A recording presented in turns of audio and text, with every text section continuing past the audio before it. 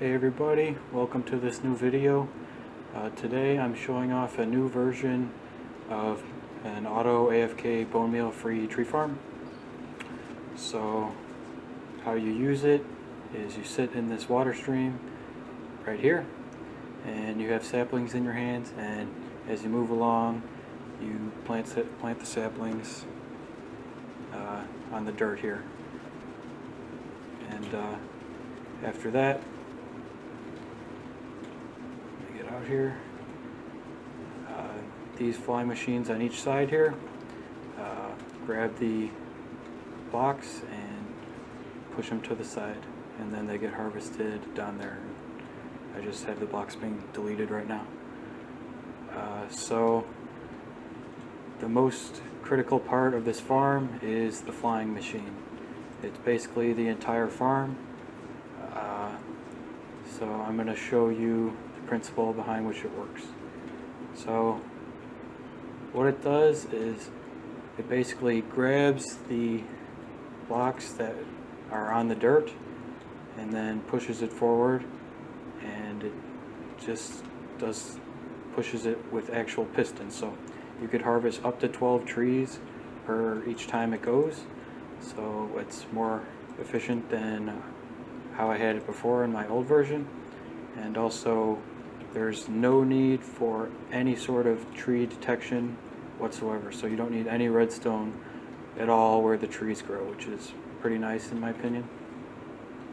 So how this works is with using observers. So I'm going to show you. Also, what is very important about this farm is that it's directional. This slime block gets powered, and this piston has to update first. So yeah, so this has to push and then this will push. So this farm is directional. That's important. So I'm going to show you what happens here. So as I push that, you see this pushed, then this pushed here, and then this one pushed here. So what would happen is you have your logs here that you already harvested, so those get pushed forward, and then this retracts, so it would grab a tree if it's there, and then this would push forward. But there's one problem with this, as I have it set up right now, which I'll show you. So if I have a tree right there, for example, I'll put another one here as if one was harvested already, so you could see. As you see, if it actually grabs blocks, then this will actually update first and then push the blocks out. So what you have to do is actually activate the third powering later. So you have to instead have, like I have here, have two observers and then just activate this one again later. And also what's important about this farm is that if it reaches the 12 block push limit, so if it already grabs 12 trees, then it doesn't harvest anymore. And that actually isn't a problem in this, as I'll show you here. So this is there's already 12 blocks here, so I push this forward and then we activate this one again, like I said before. And as you see, this actually pushes back if this can't push forward, because yeah, this still gets powered. And then if it's the lower layer here, it actually, I have it updated by this piston here, so it'll push back if it's either one or two of the layers that it can't harvest. But if it can harvest, then it'll push it forward. So yeah, it'll always harvest up to 12 and no more. So that works out pretty well. So this farm works 100% reliably with spruce, birch, and jungle. But with oak trees it has a problem, because oak trees can generate, like I'm talking about, even if you have it grow maximum 5 high, oak trees can generate these weird trees that are like large trees, but they don't actually have any branches, and they could generate leaves more than 2 blocks out. So that could actually activate some observers on the farm, and on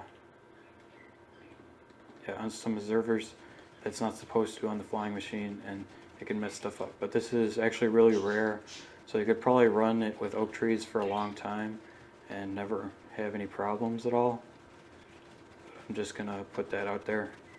Yeah, and also the thing with spruce and jungle is when you have too wide area like this, if you have it only trying to grow like how it is, then it'll only try and grow 2x2 trees. So that's a problem too. So you can't use the full area if you are growing spruce or jungle. You actually have to place some pressure plates, kind of like how I am, so there's no 2x2 areas where it would grow. But this farm, yeah, so this farm basically works best with birch. So yeah, it's best as a birch farm basically. So yeah,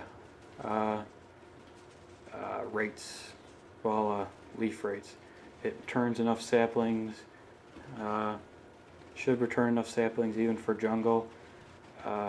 These leaves on top of where the trees grow don't actually get harvested, but they decay.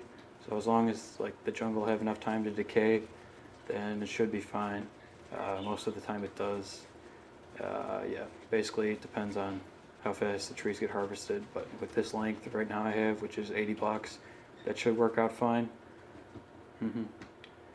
So I really thought this principle of the retracting how it is and then pushing is a pretty cool trick, and it's a really nice principle, like in general, not just for a Bonemeal Free Tree Farm.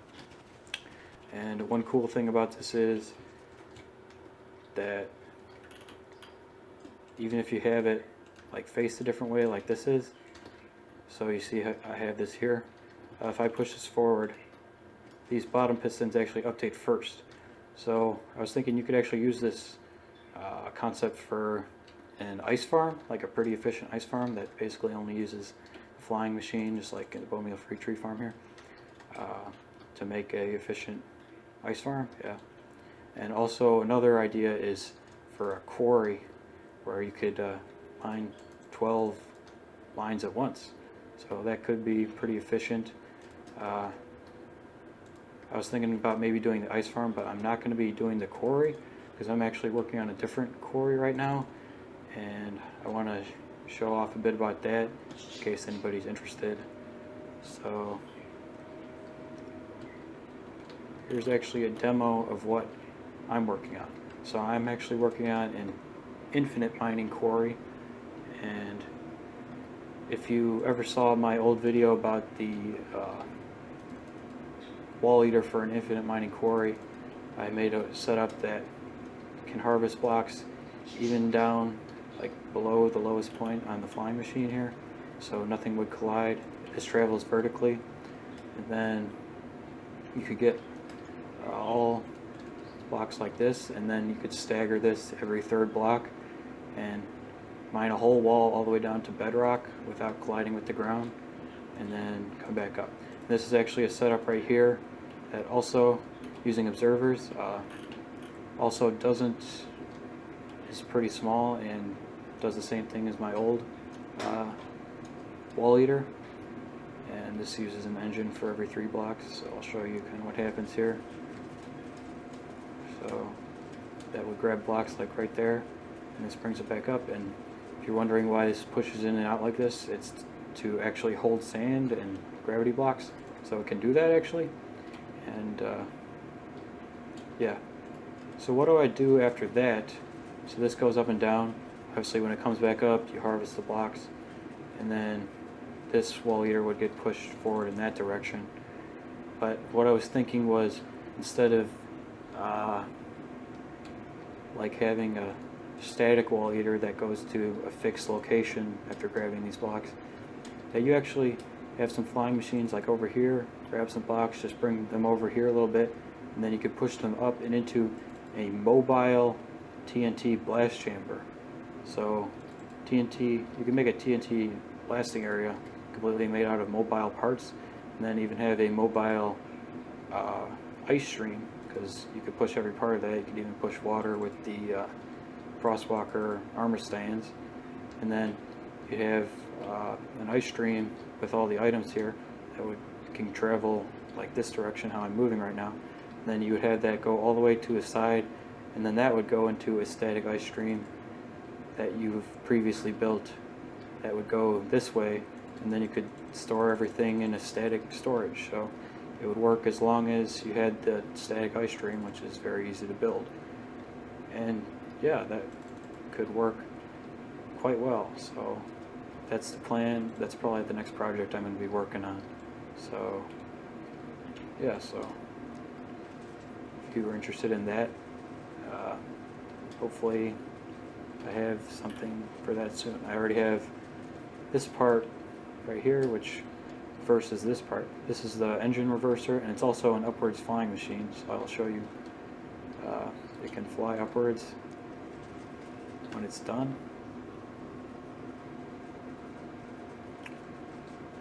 Oh well, this actually makes this move up again a block, and then this pushes it out, so it makes it unmovable, so it'll go down to the same location again. And after that I would attach blocks here, and that system is just to remove any liquids. So that's kind of a further system in mind. This quarry is really probably going to be meant for the overworld only. Yeah, see, that's actually an upwards flying machine that you could push downwards.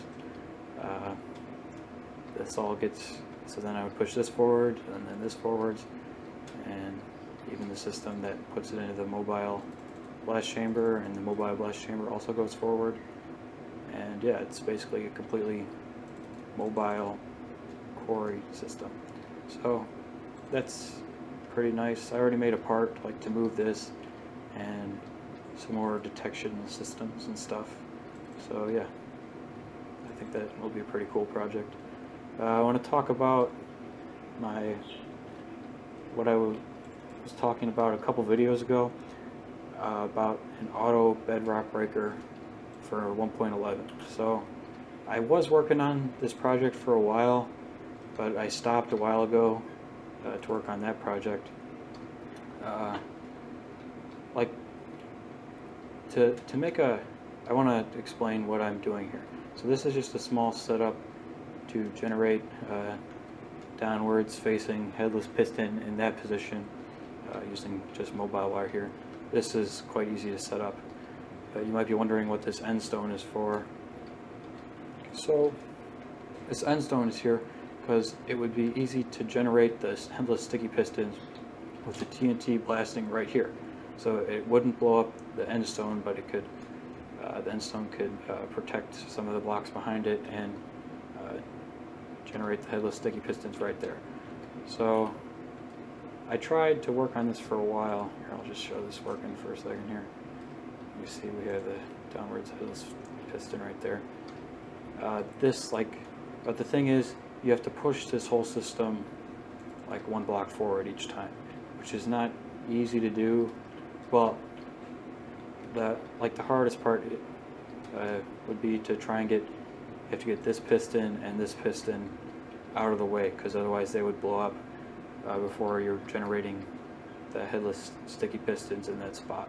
So yeah, I was trying to do that for a while, like compactly, but everything is just really tight here. It was hard to do and push everything forward too, so I got kind of burned out on that project.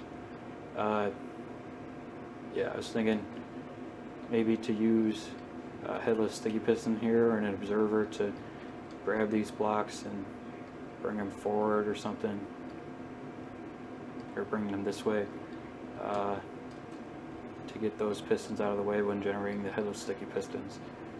But I couldn't really do that. I mean, maybe I could use flying machines coming from over here to grab them and bring them that way to move them out of the way. I didn't really try that to a lot of extent, so I haven't been working on this project as much lately. I've just is something someone else is really interested in, then maybe you could use something like this setup here, or use this concept with the end stone to try and make one. Yeah, if people really want me to keep working on this project, I will though, I guess, because I think it's a cool project, but I've just been working on other stuff. So, I don't know, let me know what you think of this project. Yeah, that's basically it for that. Also, I wanted to mention, when I made my headless pistons video a couple episodes ago, I showed that headless sticky pistons drop two blocks in front of it if it's a block 36 that was created from a piston extension and also is moving in the same direction as that sticky piston, so you could use that to drop 2 blocks. I didn't actually realize at the time that Myron Irio in his 1.8 bedrock breaker actually used that concept first. Yeah, he didn't really say anything in the video at all, but I realized afterwards that was the concept he used to generate 2 headless sticky pistons from 1 headless sticky piston. So yeah, I just wanted to show an interesting setup here for breaking bedrock.